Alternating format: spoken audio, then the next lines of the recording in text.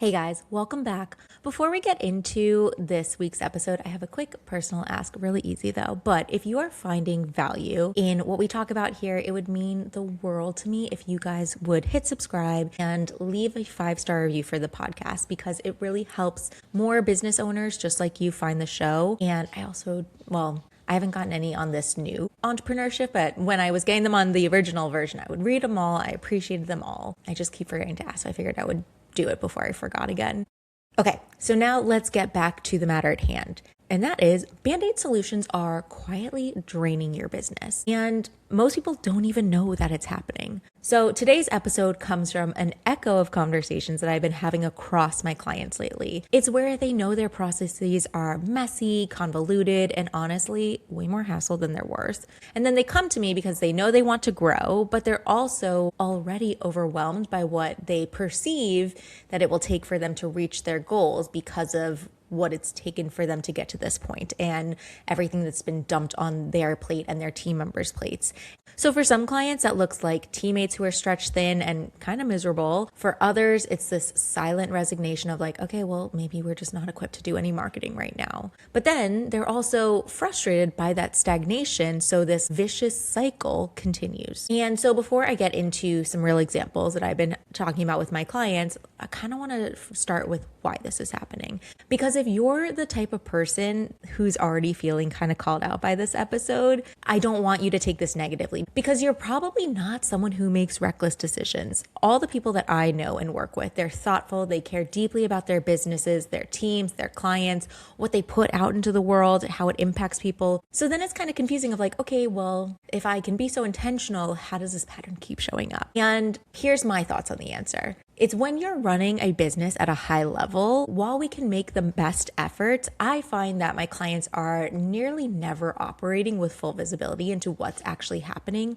across the business because they're busy managing people, making decisions, putting out fires, and thinking 3 to 12 steps ahead. So zooming out to look at the whole system isn't a priority or even really something that's possible in their day-to-day because it requires you to stop, get everyone huddled around a tedious task that's not going to bring in income right away. And honestly, no one really has time for that. And beyond that piece, like there's also the pressure to keep pace because new tools are dropping every week. Someone on your team or someone on the internet or someone at a conference or networking event tells you about this thing that sounds like it will finally solve that frustrating thorn in your side. And because you are a decisive person who's built this successful business and gets things done, you move on it.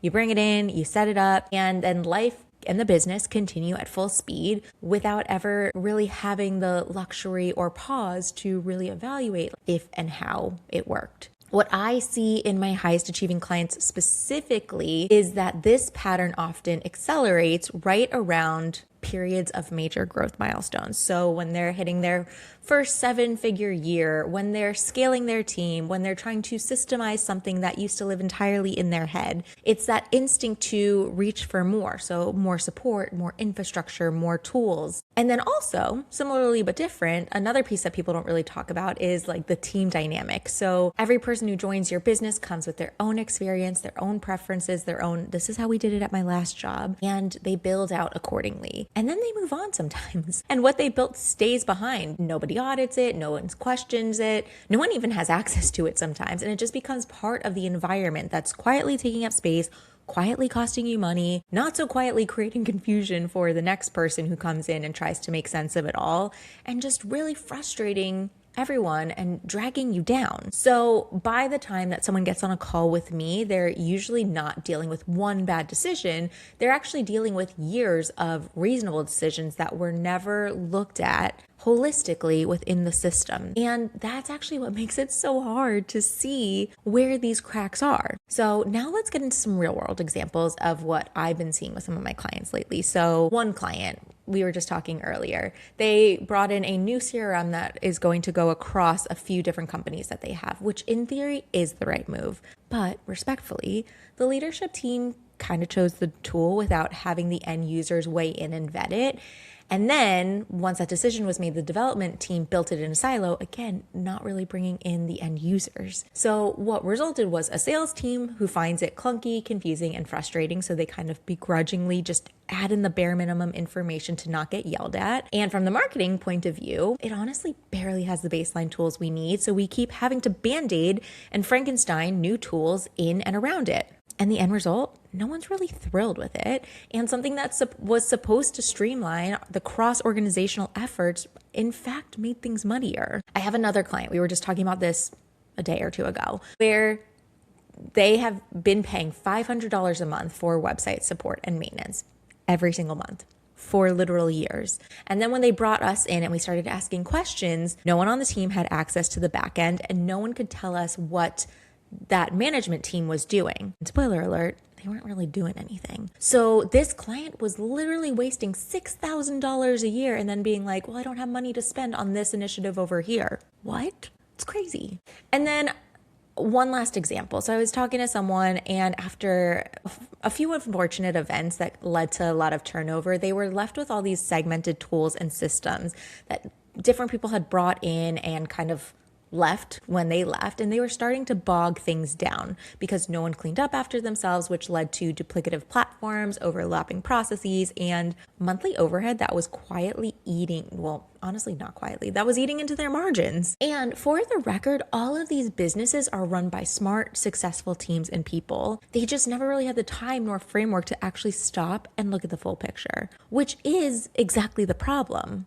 Because when no one has a clear view into the whole system, time and money get wasted in ways that are almost invisible until they aren't. Teams get spread thin trying to navigate confusion instead of doing the actual work, and growth stalls not because you need to do more, but because you're already carrying too much. You may have already heard my hot air balloon metaphor, but I think it's really helpful. Because when you want to rise, the natural instinct is to add more fuel, more heat, more power. And in business and in marketing, that's more marketing channels, more team members, more tools, more ad dollars spent. But sometimes the reason you can't get off the ground isn't because you need more. It's that you're already holding on to too much dead weight.